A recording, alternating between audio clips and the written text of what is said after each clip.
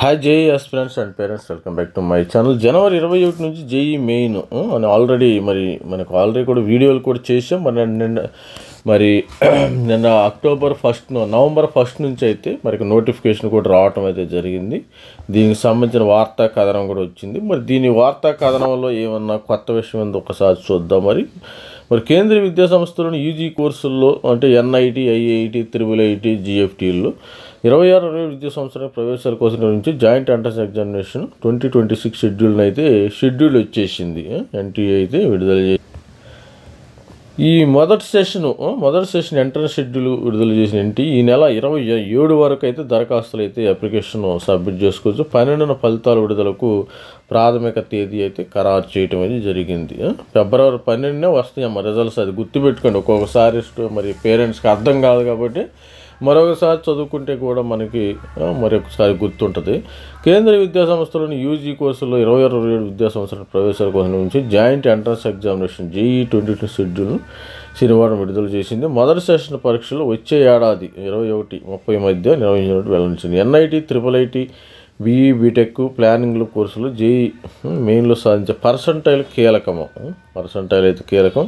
విద్యార్థుల సౌకర్యార్థం మెయిన్ పరీక్షను ఏటా 2 సెషన్లో నిర్వహిస్తారు. ఈ పరీక్షలకు హాజరు కావాలనుకున్న వాళ్ళు ఈ నెల 27న 27వ తారీఖు వరకు 9 గంటల లోపు అందరూ ఆన్లైన్లో దరఖాస్తు చేసుకోవాలి. అదే రోజు రాత్రి 11:50కి ఆన్లైన్లో ఫీజు కూడా చెల్లించాలి.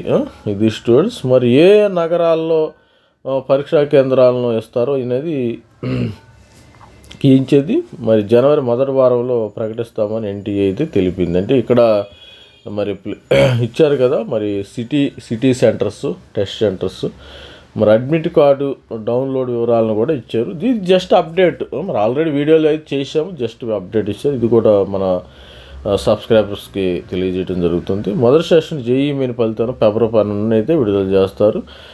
13 భాషల్లో అయితే పరీక్షను పెడతారు. తర్వాత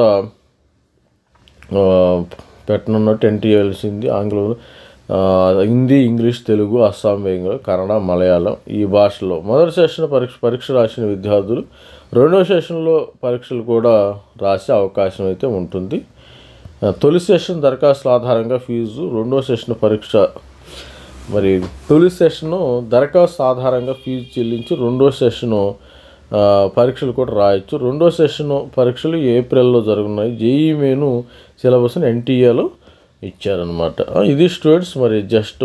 జస్ట్ ఇన్ఫర్మేషన్ కోసం ఈ వీడియో ఇవ్వడం అయితే జరుగుతుంది. All the best student. ప్రతి ఒక్కరు కూడా అప్లై చేయండి. కంగారు ఏం లేదు, మనకి టైం ఉంది కాబట్టి 27 వరకు టైం ఉంది.